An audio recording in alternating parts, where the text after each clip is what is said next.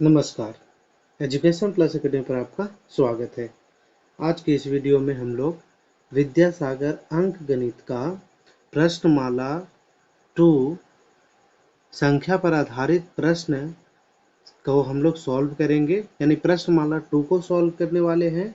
और 2 से पहले मैंने 3 वीडियो में इस चैप्टर का पूरा थ्योरी मैंने आपको दिया है। अगर आपने उन वीडियो को नहीं देखा है तो आप उन वीडियो को जाकर के देखिए और इसके बाद ये हमारा सॉल्यूशन आप देख सकते हैं। आइए देखते हैं क्वेश्चन नंबर 1। क्वेश्चन नंबर 1 है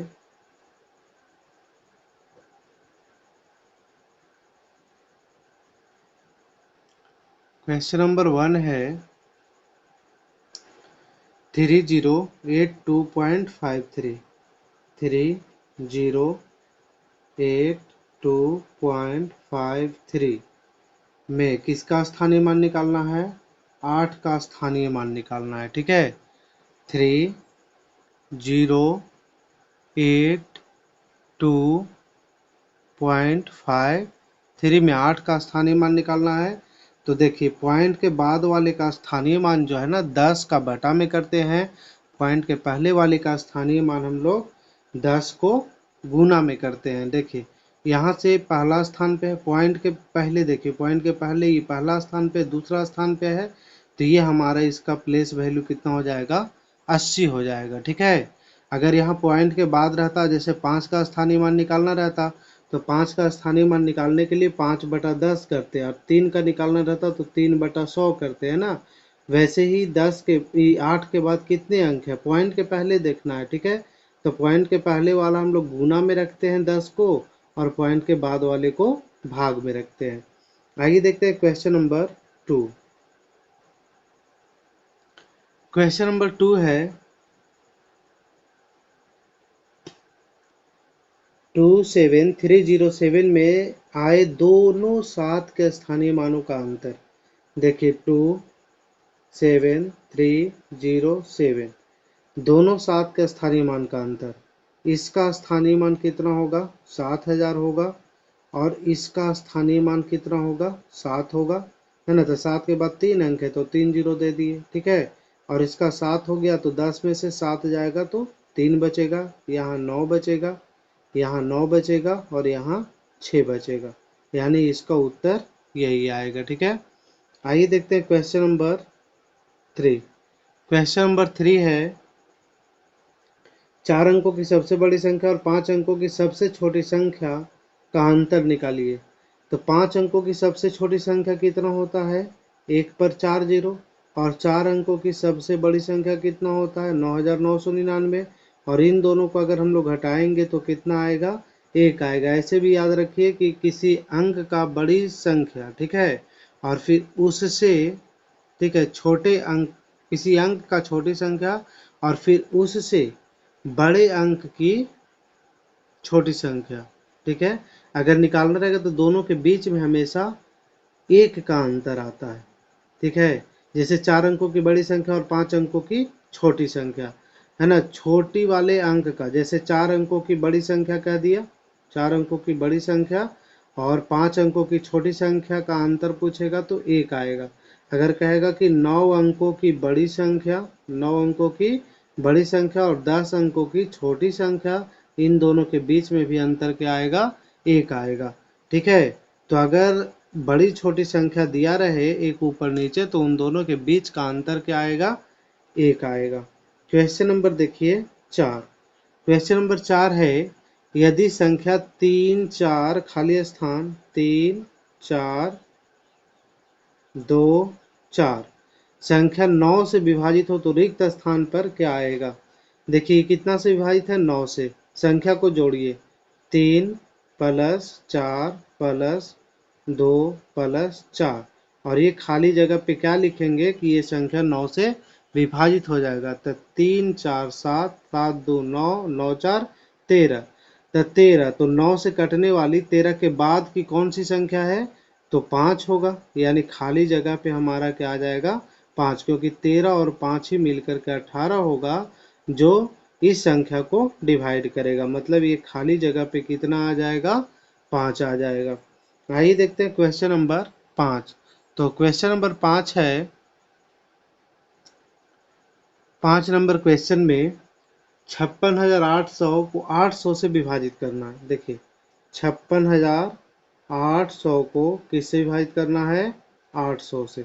56,800 को किससे विभाजित करना है? 800 से विभाजित करना है। ठीक है, 56,800 को किससे विभाजित करना है? 800 से। तो 800 से 7 बार में लगाएंगे तो ये हो जाएगा 5600।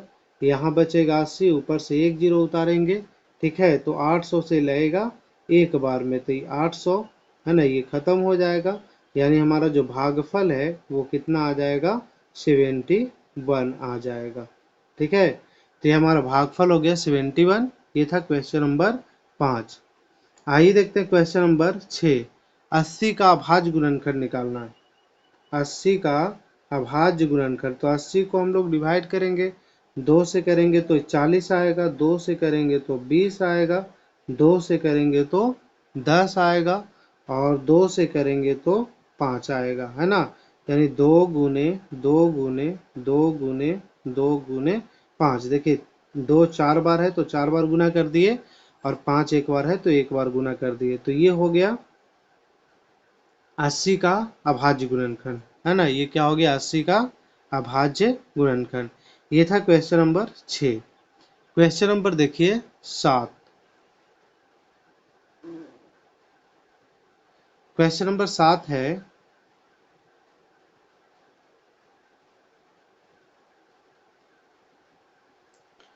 क्वेश्चन नंबर 7 में 4 अंकों की अधिकतम संख्या क्या होगी जो 91 से पूर्णतः विभाजित है।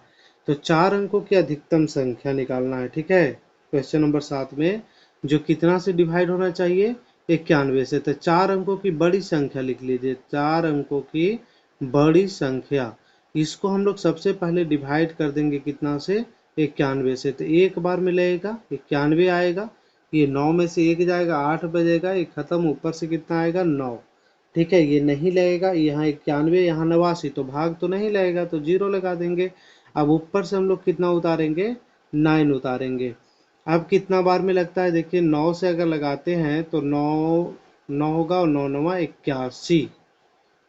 ठीक है, तो ये 9 बार में लगेगा, 9 हो जाएगा, और 9 9 81 हो जाएगा। यहाँ बचेगा कितना? जीरो, और यहाँ क्या बचेगा? 8। तो देखिए ये संख्या है, अगर इस संख्या में ये 80 शेष बच गया, अगर ये 80 नहीं होता, है ना, अगर ये 80 नहीं होता तो ये जो हमारी संख्या है, ठीक है, वो किससे विभाजित हो जाता? 91 से। तो हमारी अभीष्ट संख्या क्या होगी? यानी कि जो संख्या हमारा शेष बचा है उसको हम लोग क्या करेंगे? घटा देंगे। यानी 9999 में से घटा देना है किसको? 80 को। तो ये 9 हो जाएगा, 9 में से 8 जाएगा, एक बचेगा, और ये कितना? 9919 इसका आंसर आएगा।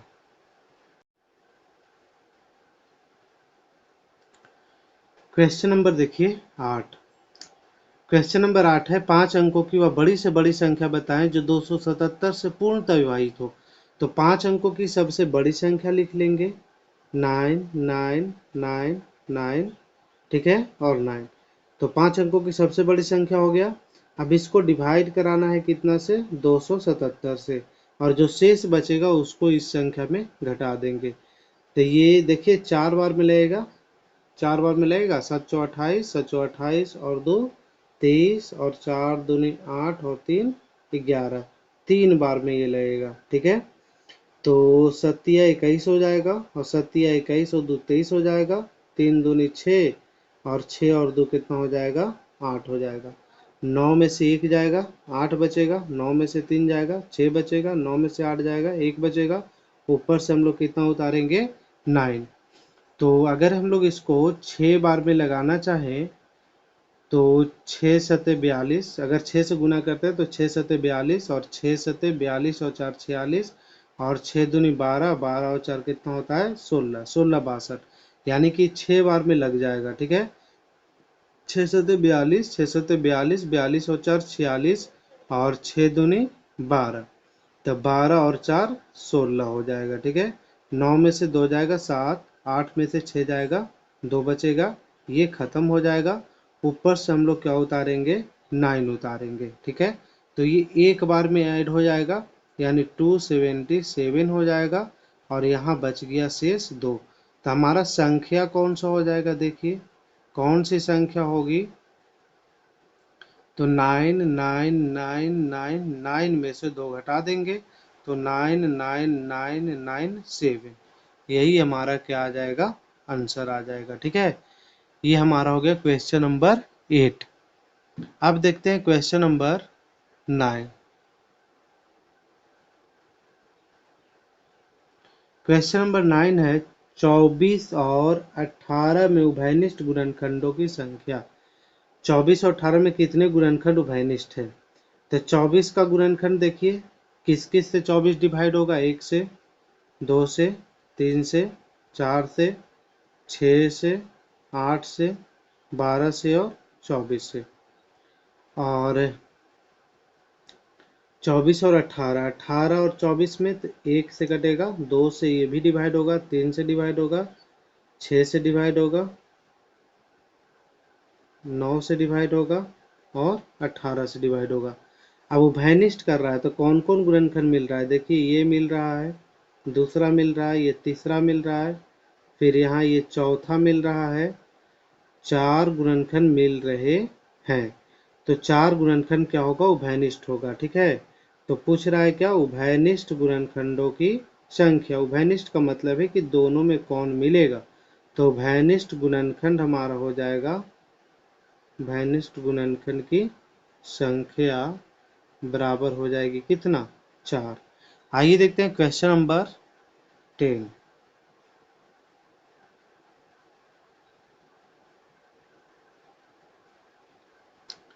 क्वेश्चन नंबर 10, 1 से 10 के बीच कितनी अभाज्य संख्याएं हैं। 1 से 10 के बीच कितनी अभाज्य संख्याएं हैं, तो 1 से 10 के बीच जो जो अभाज्य संख्या है उसको हम लोग लिख लेते हैं। ठीक है, 1 से 10 के बीच कौन कौन सी अभाज्य संख्या है, तो सबसे छोटी अभाज्य संख्या 2, इसके बाद 3, इसके बाद 5, इसके बाद 7।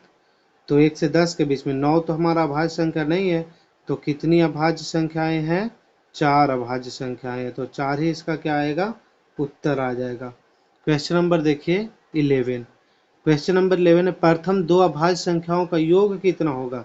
देखिए प्रथम 2 अभाज्य संख्या तो यही है ना, प्रथम 2 अभाज्य संख्या तो यही है, तो प्रथम 2 अभाज्य संख्या का योग निकालना है। तो प्रथम 2 अभाज्य संख्या का योग कितना हो जाएगा, अगर दोनों को हम लोग जोड़ देते हैं तो 3 और 2 कितना आ जाएगा, 5, है ना। 3 और 2 कितना हो जाएगा, 5। तो इसको ऐड कर देंगे, 3 प्लस का 2 बराबर कितना, 5 आंसर आएगा। ये था क्वेश्चन नंबर 11। क्वेश्चन नंबर देखिए 12। क्वेश्चन नंबर 12 पे किसी संख्या में नीचे दिए गए अंकों में किस किस अंक का स्थानीय मान तथा अंकित मान समान होता है। किस अंक का स्थानीय मान तथा अंकित मान समान होता है। देखिए यहाँ पास हमारे पास ऑप्शन 1, 0, 1, 2, 3। तो किसका स्थानीय मान और अंकित मान बराबर होगा, तो 0 का स्थानीय मान और अंकित मान क्या होगा, बराबर होगा, है ना। 0 एक ऐसी संख्या है जिसका स्थानीय मान और अंकित मान दोनों क्या होंगे, बराबर होंगे। ठीक है, क्वेश्चन नंबर ये था 12।